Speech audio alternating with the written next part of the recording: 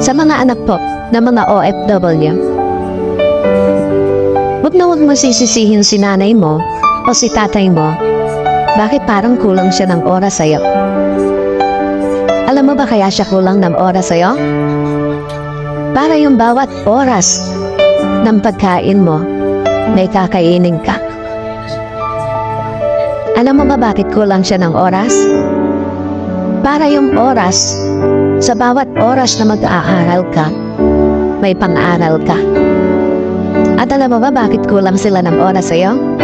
Para yung oras, sa bawat oras na uuwi ka, may bahay ka na uuwian. At doon sa mga anak na nagtatanong, bakit ibang bata ang inaalagaan ng nanay ko? Tandaan mo, habang ibang bata ang hawak ng nanay mo, sa puso niya ikaw pa rin naman yung naroroon.